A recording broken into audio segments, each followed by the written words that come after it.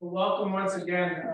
For those from the SNDdeN network, my name is Patrick Slattery. I'm the Executive Director of the XBSS side of the house here.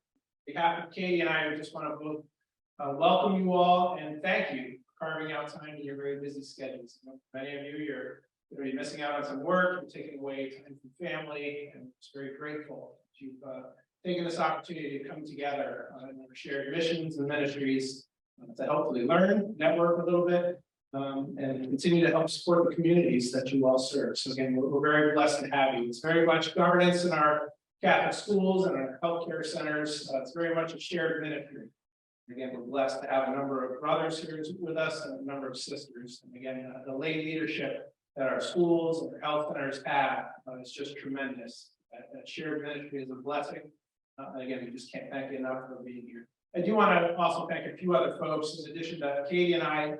Kim down in the front row has done a fabulous job with the program books. So we thank Kim very much for her work. Dr. Ben Horgan in the room has been a part of the planning team as well. So we thank them for all the work they're doing.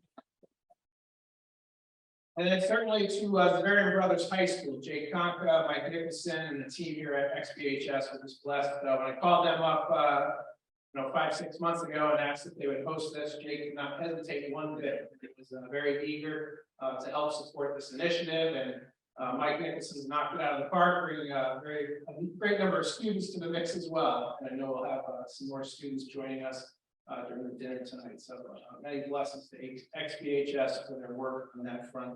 And I do want to put in one final plug before we turn things over to our keynote speaker. Joining us tomorrow will be Larry Fury from Partners in Mission.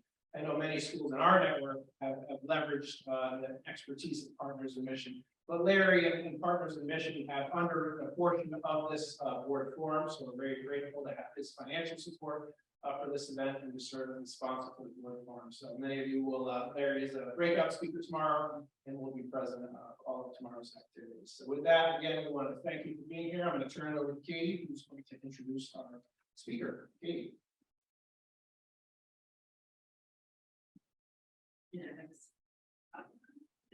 Hi, everyone. I want to add a couple more thank yous to Patrick's list. I first want to extend a sincere gratitude and thank you to my colleague Julie Dowd, who is also part of this planning and putting this together, and also to members of our leadership team who have incredibly packed schedules and busy commitments. And we have 3 members of our leadership team with us for these 2 days during our conference. So I appreciate their participation and support to these initiatives that we have launched, particularly in the last year.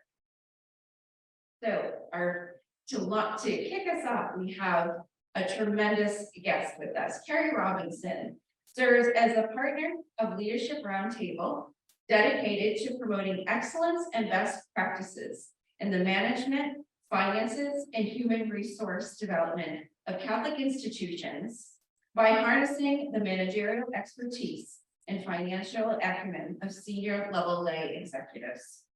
Kerry is a trustee of the Raskov Foundation for Catholic Activities and a member of FATCA, foundations and donors interested in Catholic activities.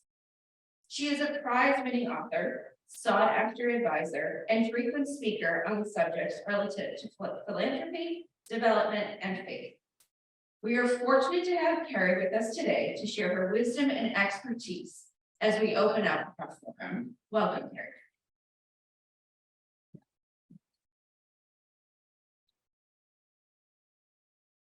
Thank you so much. It is such an honor and joy to be with you. Thank you for including me in your convening, and thank you for your service on the boards of such important educational and healthcare ministries of our church. It is particularly good to be with leaders representing the charisms of the Notre Dame Sisters de Nemours and the Zavarian Brothers. Your leadership matters enormously in ways I don't think we properly publicly acknowledge and express gratitude for, but I want to begin with that gratitude. By your leadership, you help to call our whole church to be more effective and more trustworthy, and an even greater beneficial presence in the world. I want to begin with a story in the context of a comment that Father Gino Walsh famously once said. Followers of Jesus Christ are promised two things. Your life will have meaning and you will live forever. If you get a better offer, take it. Eternal life, death, and dying have been on my mind a lot since Father Bob Boulogne, the Catholic chaplain at Yale University and my closest friend, died. We had worked together for 10 years, nearly 25 years ago, to expand Catholic life at Yale University. That experience of working together allowed us to model a genuine partnership, lay-clergy collaboration, in a monumental task of consequence for the church, for Catholic campus ministry, and for future generations of young adults. In the context of confronting my friend's death and all that death means to the Christian believer, particularly in this Holy Week, I recalled this story. One evening, as relatives and friends gathered in familiar pose and conversation on our porch in New Haven, Connecticut, the subject turned rather suddenly to the best way to die. The question was specific in its intensity. How would you like to experience your own death? Over bottles of wine and candlelight, we took turns articulating the pros and cons of the myriad ways any one of us might experience our own death. It was not entirely morbid. One friend was certain that dying in her sleep peacefully at the end of a long life would be the most desirable. Another suggested that she would like to die suddenly and quickly without warning, ideally after a spectacularly joyful celebration with everyone she knew and loved. Okay, that was me. Another suggested that he would prefer to have as much time as possible with the knowledge of a terminal illness in order to make amends, to thank his friends and family, and to be intentional about giving away everything he possessed. And so the conversation ensued until the oldest at the table, my father, turned to the youngest at the table, our 13-year-old daughter. Sophie, you have been very quiet and very attentive, but you have not yet volunteered an answer. Do you have an opinion on the way you would most like to die? Everything became still and silent. I held my breath. Too late, I wondered if she was too young for such deep, existential, distressing discourse. Perhaps she had never seriously considered the matter. Now, at the center of everyone's attention, aware that a response was being asked of her, she replied very simply, "Yes, I hope I die saving someone else's life." None of these answers were bad answers, but only one was truly Christ-like, the child's.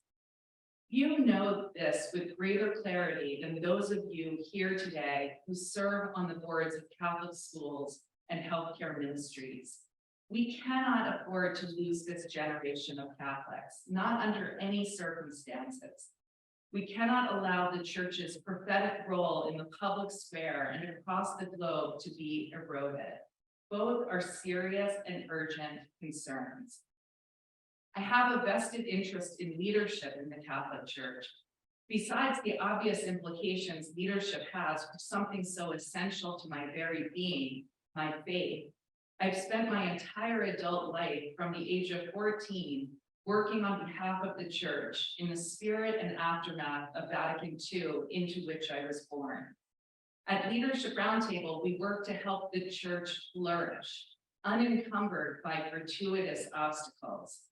We work to help it and its members live out its mission by being outward focused, as Pope Francis would call it, to be missionary disciples, to encounter and accompany others, to make a positive difference in the lives of others, especially those most in need. We work to help church leaders be good stewards of all that has been entrusted to them. We have advocated for the role of the laity in the life and leadership of the church, for the role of women at the tables of decision-making in the church, for young adult leadership, for a restoration of trust in the church and its leaders. We have urged that church leaders avail themselves of contemporary best managerial practices that ensure accountability, transparency, and innovation. We are advocates of Catholic social teaching, pastoral ministry, excellent preaching, and basic Christian love and mercy.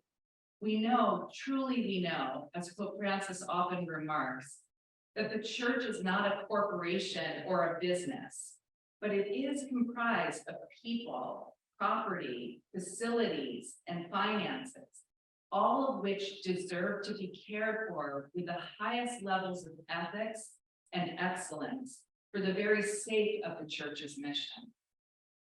We did not walk away from the church when we learned the devastating truth of the extent of the abuse crisis, but stayed and committed to being part of the solution. The church is our faith family. When your family is in crisis, you do everything possible to effect healing and reconciliation. Staying, calling the church to greater levels of holiness and integrity and trustworthiness has been our commitment. To do nothing would have been complicity. On a deeply personal level, these 10 years with Francis as our Pope has felt like a sign of God's providence, affirmation and encouragement for so much of our labor. Full disclosure, for as long as I have been aware, I have passionately loved the church and held its potential in the highest esteem. Its explicitly religious mission has formed the person I am. That it is the largest humanitarian network in the world renders me forever committed to its health and vitality. The church has ennobled me, and at times the church has broken my heart. By way of background, I first fell in love with the church because of my exposure to it at a very young age through the Raskob Foundation for Catholic Activities. 5 generations of our family have served the church through the instrument of this foundation. Nearly 80 years ago, our great-grandparents, Helena and John Raskob, established the Philanthropic Foundation with 2 intentions. They wanted all of the foundation's resources to be used exclusively to support the Catholic Church throughout the world, and they wanted their children and descendants to be stewards of the foundation's resources. Participating in the work of the foundation has radically enlarged our perspective of the church and afforded us, even as teenagers, perspectives of the church at the local, diocesan, national, and global levels, and introduced us to the astoundingly diverse forms of ministry under its auspices. As a child, I was drawn to women and men, ordained religious and lay, whose faith mattered deeply to them. People who dedicated their lives to ministry and pastoral care and education and social justice. I observed that while these childhood role models often bore witness to the worst of what humankind does to one another and to our planet, there was a palpable sense of joy about them. Their lives were imbued with purpose and meaning. I admired their faith, their interior freedom, and their joy. I wanted to be like them. Today, through work with the Opus Prize Foundation, an annual $1 million humanitarian award, I am introduced to unsung heroes all over the world whose faith motivates them to alleviate human suffering. People deeply yearn for moral heroes. I am certain this early formation equipped me to recognize authenticity, integrity, and humility, and why I so easily and immediately recognize these attributes in others, and in a particular way in Pope Francis.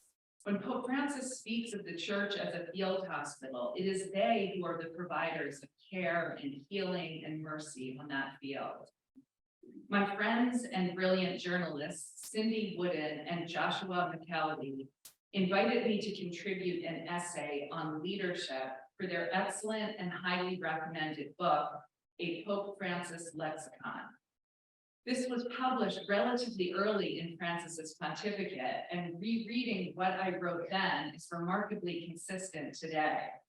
For Francis, leadership is entirely about serving others and doing so with humility and mercy. The world tells us to seek success, power, and money. God tells us to seek humility, service, and love, offers Pope Francis. To change the world, we must be good to those who cannot repay us. And in his surprise TED Talk, he entreated his worldwide audience to, please allow me to say it loud and clear. The more powerful you are, the more your actions will have an impact on people. The more responsible you are to act humbly. Through humility and concrete love, power becomes a service, a force for good. I would like to lift up just 4 themes germane to our work on behalf of the church: the abuse crisis, women, young adults, and the pandemic. These have not been easy days, years, or decades to be Catholic, as we confront the crisis of clergy, sexual abuse, and fractured trust in church leadership, replete with clericalism, sexism, and poor stewardship. The abuse crisis and concomitant distrust of leadership have eroded the moral authority of the church in the public square, affected the ability of the church to evangelize, placed the church's financial well-being at risk. In our Raskow family, we have seen many challenges facing the church over 80 years, and have been brought up to believe that we have an obligation to help solve those challenges, regardless of how difficult or seemingly insurmountable they may be. Difficult never means impossible. I firmly believe that laity hold the key to positive managerial reform, the restoration of trust in the church and in church leadership, and that now is precisely the time when the church most needs the laity and what laity uniquely have to offer. The abuse crisis was the catalyst for the formation of Leadership Roundtable, and lay expertise was the resource we did not want to be squandered. A small group of my women colleagues in Catholic philanthropy and I have had the rare privilege to meet privately with cardinals leading dicasteries or departments in Rome. The purpose of our meeting is specific in its simplicity: to discuss the role of women in the church and opportunities to elevate women to positions of meaningful leadership throughout the church and in the Roman Curia. My women colleagues care deeply about the church and represent families with decades of service to the global church. Because we are radically dedicated to helping the church thrive, we pay particular attention when the church fails to live up to its potential or manifests ignoble qualities, arrogance, clericalism, or poor management. When these qualities fracture trust, alienate people hungry for the gospel, compromise sacramental life, and result disproportionately in women and young adults turning away from the church, we are heartbroken and frustrated by such poor stewardship. In our meetings with Vatican officials, we have been impassioned advocates for women religious. Women religious have been center stage as part of the most compelling, courageous, and effective ministries globally. Promoting, celebrating, and expressing gratitude for the lives, leadership, and example of religious sisters is right and just. Our thesis is this: when a young Catholic woman looks at the landscape of her professional life, she knows that she can reach high levels of leadership in any sector or industry. But when that same woman discerns a vocation of service to the church she loves, she is more often met with limitations on her leadership. She finds she cannot bring her full complement of competencies to bear on serving in church.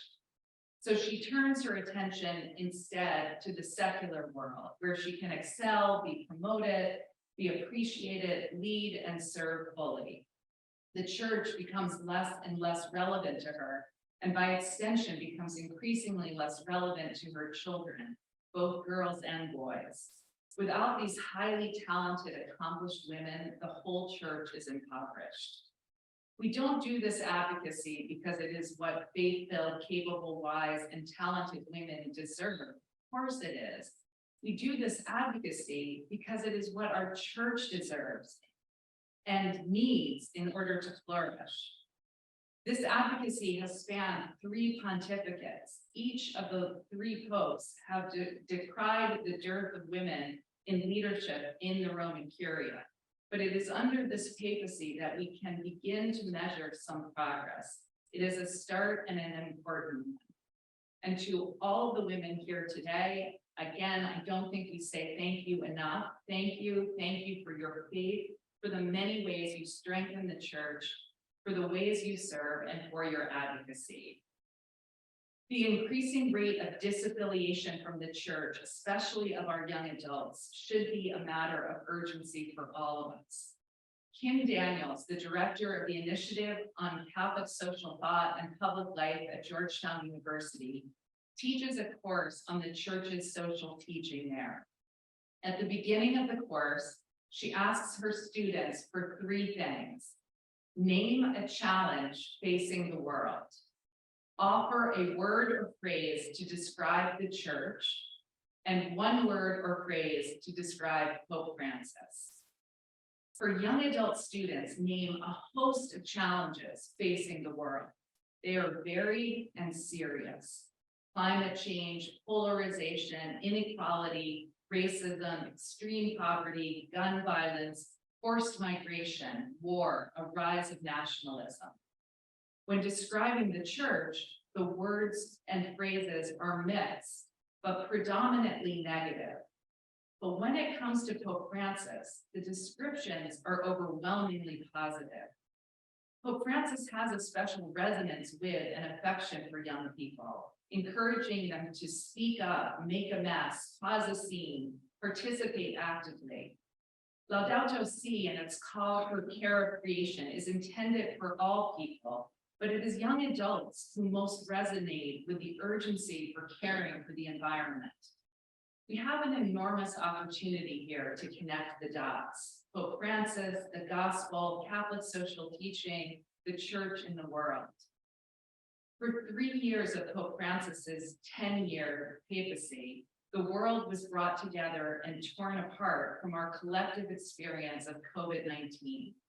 Who can forget the images of the Pope at the end of March 2020, so just 3 years ago, walking alone in the rain in St. Peter's Square, praying for an end to the pandemic, giving thanks for the nurses, doctors, and frontline workers, entreating the world to be in solidarity. Dramatic, powerful, a faith leader for a world in need. Now we are emerging from the pandemic in the midst of other pandemics, the challenges voiced so clearly by Kim Daniels' students. A vision for the way forward is laid out by Pope Francis in the book, Let Us Dream, The Path to a Better Future. He writes, now more than ever, what is revealed is the fallacy of making individualism the organizing principle of society. What will be our new principle? We need a movement of people who know we need each other, who have a sense of responsibility to others and to the world. We need to proclaim that being kind, having faith, and working for the common good are great life goals that need courage and vigor, while glib superficiality and the mockery of ethics have done us no good. The modern era, which has developed equality and liberty with such determination, now needs to focus on fraternity and sorority with the same drive and tenacity to confront the challenges ahead. Sorority and fraternity will enable freedom and equality to take its rightful place in the symphony. We, all of us gathered here today, we can be, must be part of this movement. This is Francis's invitation to all people of goodwill. I've spent a lifetime thinking about stewardship, One definition of stewardship is the proper care of all that has been entrusted to one. But for the Christian, it is also the recognition and proper care of the potential at hand. Stewardship is a particularly important concept of those of us privileged with the responsibility of serving on boards of faith-based organizations. The church is always at the vanguard of human suffering, at home and throughout the world. At the start of the pandemic, many lamented that our churches were empty, but the church was not empty. It had been deployed. The church, our church, is on the front lines of providing education, healthcare, food, safe shelter, financial support, medicine, supplies, and pastoral care at the local level, across the nation, and in every part of the globe. The church is on the front lines of providing advocacy and support for people in prison, refugee and immigrant families, people without homes, people newly or chronically unemployed, elderly persons in isolation, persons who are disabled, persons who are trafficked or vulnerable to domestic abuse, and teenagers who can't go home. The only true common denominator for those our church is serving is that they belong to the human family and they are in need. I'm not quite sure we are aware of the role that the church plays in the fabric of society, in times of crisis, in rebuilding efforts following crises, in providing social services and serving as a beacon of hope. This is one important reason it is incumbent on all of us to ensure the church is effective at its mission, has the resources to carry out its mission, is trustworthy and well managed. We cannot leave all of this to hopes. When it comes to leadership, Francis emulates what he advocates. This consistency contributes to the sense of sincerity and integrity so many of us recognize in him. He exudes empathy. He spends his time in refugee camps, in hospitals, in prison, in countries torn apart by war. In 10 years, he has made 40 international trips, many to war-torn, violent, dangerous countries. He reminds us constantly of the moral urgency of peace. He celebrates his birthday, focusing on others, celebrating the homeless women and men or sick children. He routinely calls the cell phones of people who have suffered to offer encouragement and prayer. He speaks truth to power and reminds us of who we are called to be at our best, sisters and brothers in a human family of more than 8 billion. Pope Francis enjoins us to go to the peripheries and sets the example. Consider the cardinals he has appointed from the peripheries, including the first cardinals ever from El Salvador, Laos, Mali, Sweden, Luxembourg, and Morocco. Particularly important to my colleagues at Leadership Roundtable is the fact that positive managerial reform is a signature of Pope Francis's pontificate.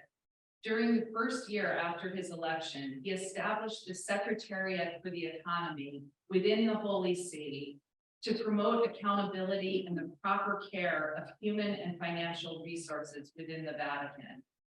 He made it clear that he expects financial accountability.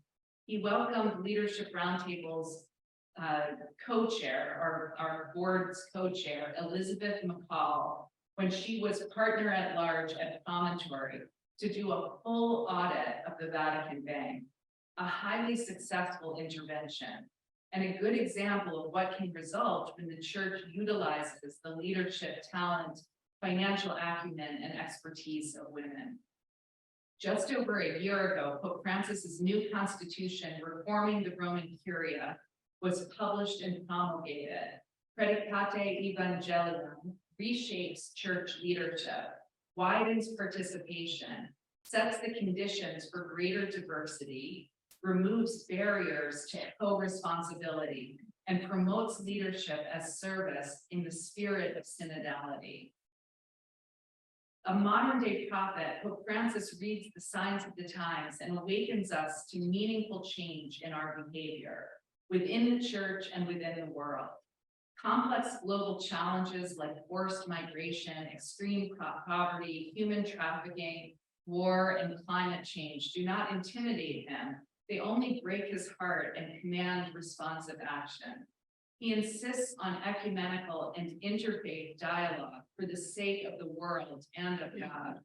At 86, he is a master communicator, the first truly tweetable pope, whose injunctions in 140 characters or less in multiple languages are consistently uplifting and ennobling. Powerful images of Pope Francis pull at the heart and stir the imagination.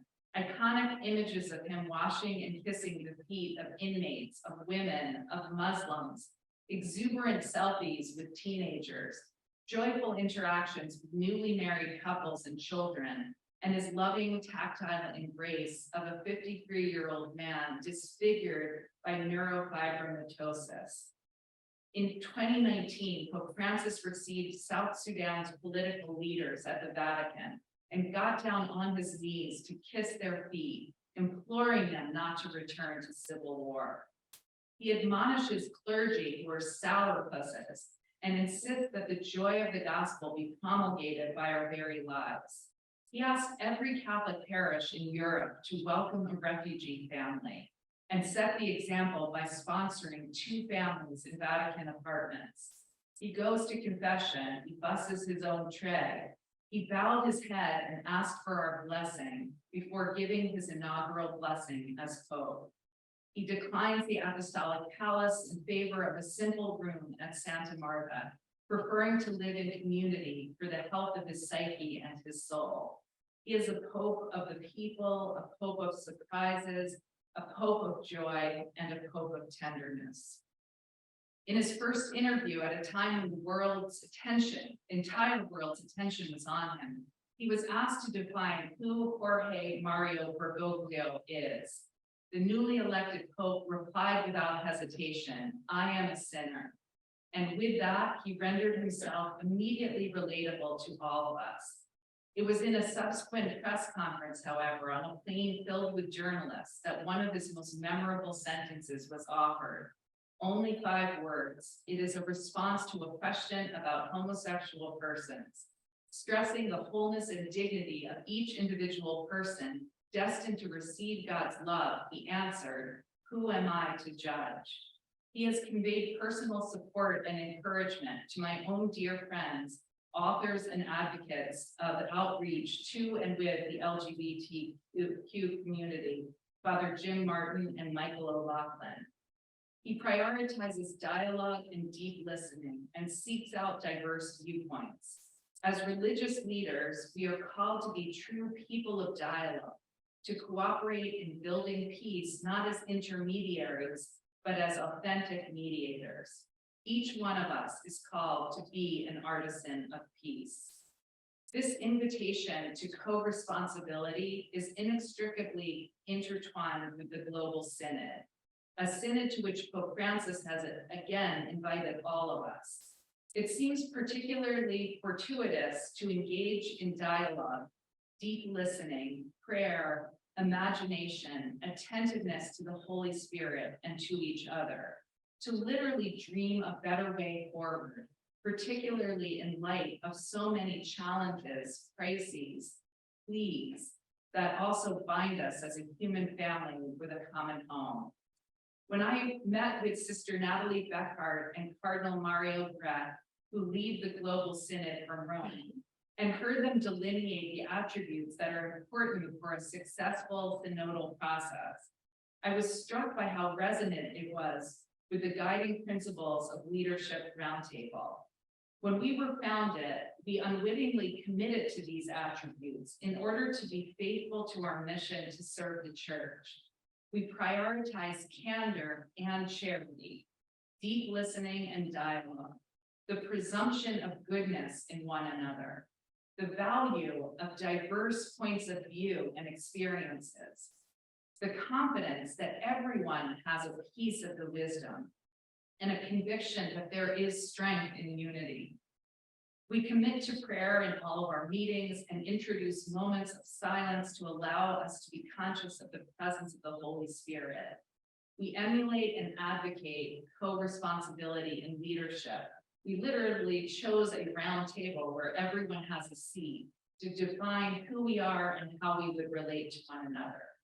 Recently, we made the bold decision to eliminate the CEO role and form a partnership of 4 co-equal partners, each with our own portfolio of collaborative responsibility.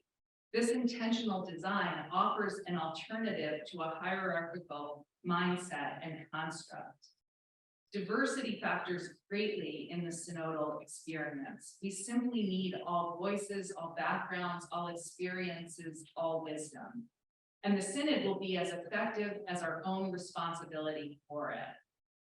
When our son and daughter were little, my husband and I told them that if we ever got separated in a park, at a museum, in any public space, they should look for a mother with young children and go to her because she would keep them safe and know how to reunite us as quickly as possible. I didn't tell them to look for a cop or to look for a priest.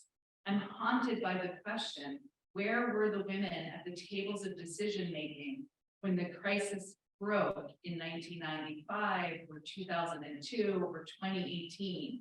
And how different would things have looked if mothers, if parents had been included in leadership and decision-making? I want to be very clear. It is not that women are better than men or that parents are more judicious than those without children or that laity are more capable than priests. It's simply that diversity matters. Who is at the tables of decision-making matters. We all need to solve for our own myopia. We are all myopic on our own or in our own narrowly defined groups. We only know what we know. We truly need the diversity of perspectives and experiences to be healthy and whole and wiser and more prudent. We need diversity to be good stewards. It is why your leadership, laity, women and men, matters, and no solution moving forward will be complete without your presence and authority. To be sure, not everyone has embraced the invitation to learn how to live synodally. Father Sam Sawyer, editor-in-chief of America Media, has written, "The opposition to Francis throughout his pontificate has been at its most intense and ferocious, precisely in his reform of authority and governance, and notably in and around synods. There is a new willingness in the Catholic Church, modeled by Francis, to hold its disagreements in equal tension, allowing the Spirit to show new paths forward that transcends those divisions. This way of proceeding causes fear and anger in those seeking the apparent securities of an imagined past. The synod syntheses have illuminated the work we have cut out for us. I do think the way through is to see the synod not as a static 3-year event or process, but as an invitation to a new way of relating to one another, learning to live synodally. We would do well to incorporate synodal practices into our board and committee meetings. Synodal practices of deep listening, prayer, invoking the Holy Spirit, bringing a disposition of presuming goodness in one another, respecting and being grateful for diverse opinions and experiences. I am particularly enamored by the 5 spiritual principles of the Xaverian charism. I think I got these right: simplicity, humility, compassion, zeal, and trust. These are very helpful values to bring to synodal leadership. I don't just see this as a way to lessen the chasms within the church and attend to serious challenges facing the church, but if we get this right, I think the consequence is that we can make a positive contribution to our society at large and overcome the divisions that are at hand. The best advice I can offer in times of anguish when the church fails to live up to its potential or manifests ignoble qualities comes from my teacher and spiritual director, a beloved sister of mercy, Margaret Barley. She said, "Remember what it is you most love about the church and membership in it. Name what you love, claim what you love. It will provide ballast to allow you to navigate with fidelity and focus when you are disappointed and discouraged. When people ask you why you are Catholic, why you elect to serve in leadership on boards, or why you stay and remain Catholic, what do you tell them? What do you most value about our faith? My own list is long and wide. I love Catholic social teaching, our church's rich intellectual tradition, sacramental life and imagination, mercy, the Eucharist, the primacy of conscience, prayer and transcendence, forgiveness, the preferential option for and with the poor and most vulnerable, the injunction to be Christ-like. I love that wherever there is human suffering in this world, the church is at the vanguard of providing relief, promoting justice, and advocating for peace. I love our church's appreciation of beauty and aesthetics, the art and architecture, music, and literature our faith has inspired. I love holy mystery, and I'm truly grateful for the popes that have led our church. And in my grief over losing my closest friend, Father Bob Leloyne, who died of brain cancer 5 years ago, I am grateful more than I can say for our church's articulation of the community of saints, the conviction of eternal life, the fact that love doesn't end with death. Pope Francis asks one thing of everyone he meets every time: pray for me. Prayer changes the one praying. When we commit to praying for someone, we become complicit in their well-being, their peace, their flourishing, and their alignment with God's desire. When Pope Francis asks us to pray for him, he entreats us to encounter and accompany one another. When he invites us to relate to one another synodally, when he asks us to listen to the Holy Spirit and to one another, when he invites us to discern, to be other-centered, to be missionary disciples, when he issues these invitations, he is urging us to be active participants in our faith. He's asking us to be co-responsible together in the important gospel priorities. We have been entrusted with such a priceless gift by virtue of our baptism and belonging to this wildly diverse, often messy, imperfect, grace-filled, beautiful community of the people of God under an ever-enlarging tent. Let's all be responsible for being the church God so desires us to be. In closing, let's accept the invitation to active participation and co-responsibility as you are modeling. Let's be the church we yearn to see, a more relevant church to young adults, a more joyful church, a church of integrity, ethics, trust, justice, and openness, a safe environment for the most vulnerable, a church that values and invites the immense competencies of women, a church worthy of profound generosity, a church at the forefront of justice, peace, and charity.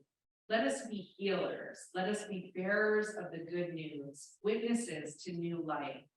Help to give faithful, articulate, prophetic voice to the importance of baptismal rites and responsibilities. Be part of the global transformation of consciousness that celebrates, invites, affirms, and encourages the genuine collaboration of laity, religious, and clergy in the service of the church's mission.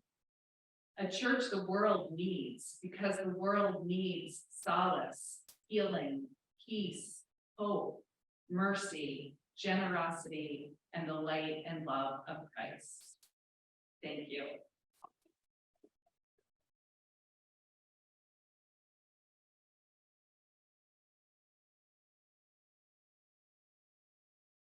So I understand we have some time for dialogue or questions, rebuttals, anything that was not clear or that piqued your curiosity.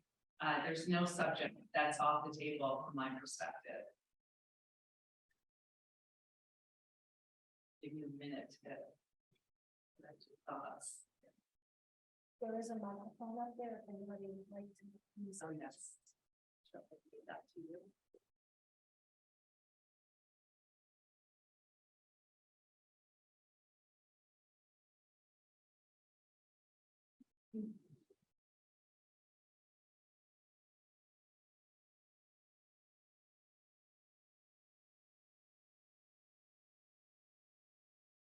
Containers.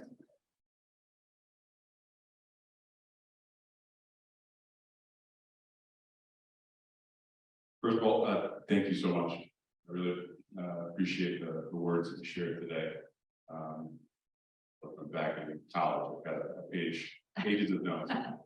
The question I have is related to the concept of co-responsibility. As we gather here today, think about the signs of the times, and the changes in our own institutions, and how we steward those forward. From your perspective, how do you see as we look ahead to the next 10 years and beyond, how can we kind of leverage that concept of co-responsibility and model that in our strategic planning efforts and other ways to help steward our institutions? Great question. I really see this as a movement that's been happening for some time here. If you think about Catholic colleges and universities, let's take the Jesuit colleges and universities. For many, many years, the board of each of those was limited to Jesuits. And when, for example, Boston College, just up the road, made the decision decades ago to invite lay men and women to join Jesuits in co-responsibility, serving on those boards, dramatically positive things began to happen on that benefited Boston College. And it is now one of the great universities in our country. But it wasn't always that case. It was in danger of almost going out of business. And what the lay people did, it's not again that they were smarter than the Jesuits. It's just that it changed the discussion. They were able to bring their corporate and secular experience, financial prowess, social entrepreneurial rigor, and have a candid discussion with the Jesuits with whom they worked. And they began to introduce contemporary best managerial practices that benefited the institution. So if we look at that as one example of how co-responsibility can issue in the transformation of the very Catholic institutions we so care about, I think there are clues in that. Of course, there's no magic just because you're led. You also we have to ensure that we are identifying leaders, lay leaders who are well formed in their faith too. When we bring bishops and CEOs from the secular world together through our work at Leadership Roundtable, each has something very evident to learn from the other. There's a mutuality that is there. And it takes time because you have to set the conditions for trust and for vulnerability.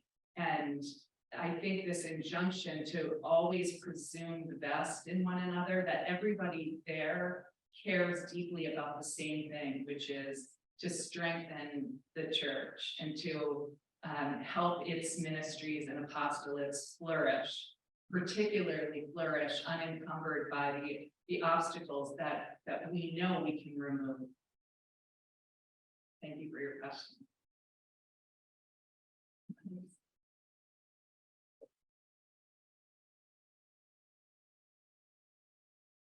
You said nothing was off the table, so as I look at the UCCB, the Catholic conference that we have in the United States, who have in their most recent election gotten leadership, which is pretty opposed to Francis's vision.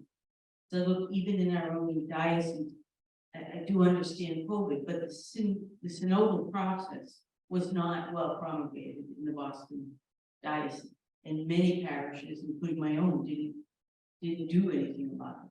So what do you see as our call to do something about all this? How do we move forward? I mean, I know that we're here because we believe in the education and formation of youth, which is our great promise for the future. But how do we do this in an atmosphere where our international calls right now from our hope are not being heeded? Yeah, you have named absolutely a challenge, and it's particularly a challenge that we see here in this country, curiously, more than other parts of the globe. But I work with a lot of bishops across the political and theological spectrum, and I think they really need good friends in us, in laity. Everybody needs a good friend. I think it's a hard job what they have. I'm not excusing this behavior. I'm especially not excusing. In fact, I find it particularly disheartening the public polarization or divisions in our church reflected at the highest levels of leadership. And it's not very Christian to say some of the things that have been said about our Holy Father. But where does that leave us as lay people committed to helping the church thrive and flourish?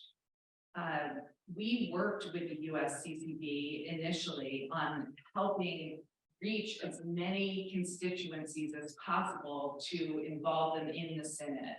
So part of it is an attitude of, I am baptized and I have certain responsibilities, and I don't have to wait for permission to live out my faith. And if my faith is in living out my faith, if it's going to lead to a stronger, more trustworthy, more well-respected church, good. And that's my goal. And often we have to find a creative way to make that happen when in the face of what we perceive as obstacles. So for the synod, since that was an example you referenced,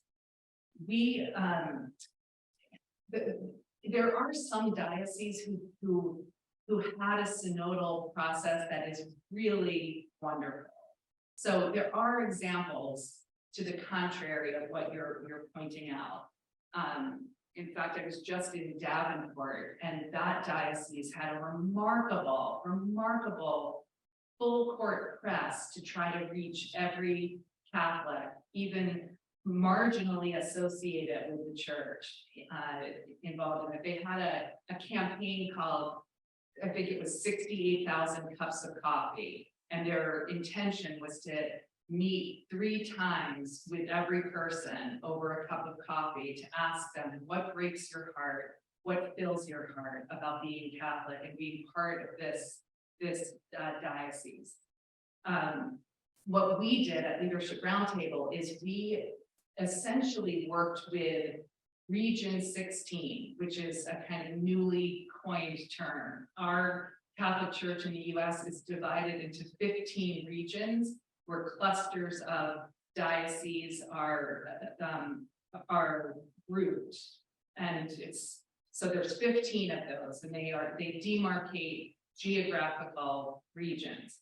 Region 16 pertains to all of the national Catholic organizations who provide all kinds of diverse ministry, and so they fall essentially across the whole of the United States. But they are reflected by the national Catholic networks and organizations.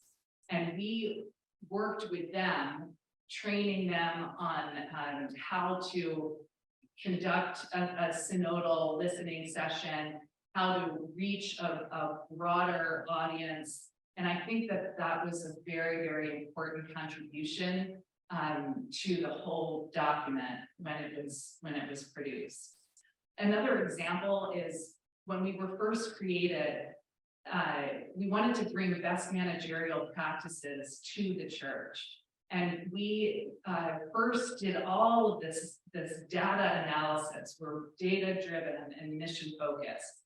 And we went to all of the rectors of seminaries in the country and showed them the data that 50 years ago, a young man could go to seminary, become ordained, and then would have 25 years living in community with other priests at a parish, starting as the curate, and it would be 25 years after ordination when he would be named pastor.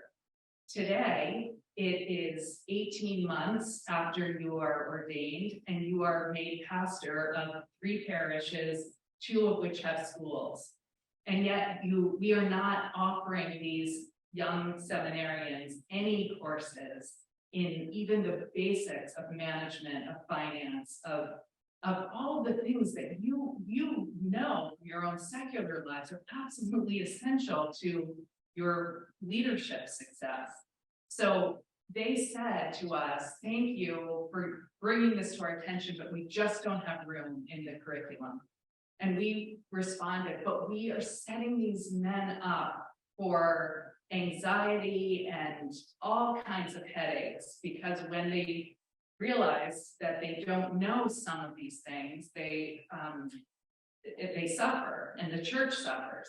So we always, my attitude is, I'm never going to burn a bridge. I am going to respect that their answer to us was, no, we don't have time for these courses in the seminary curriculum. But we couldn't just leave the problem to linger. So we came up with a creative solution, which is to put together a 6-day retreat for new pastors. And we have been running it all over the country. And it is very prayerful. It's very much like a retreat. They all leave their parishes and they are with one another, evening prayer, mass, etc. But the content during the day is our faculty, and they do short modules about what to do the first 6 months, how to run a meeting, how to look at a budget sheet, risk management. It's fabulous, and they have wept in the audience with relief to just be given 2 things: a language to be able to understand and speak credibly about some of these things, and a sense that there are lay people who really care about seeing them thrive. So I guess I'm arguing for, let's tap into the incredible creativity and social entrepreneurial innovation that is often at the disposal of lay people, and bring that to the occasion. But thank you. I think maybe we have time for one more. Anybody has another question? Thanks very much. I'm wondering if you could comment on, you talked about sort of bringing lay people onto the boards of religious institutions of education, and the sort of the way in which that's contributed to their success.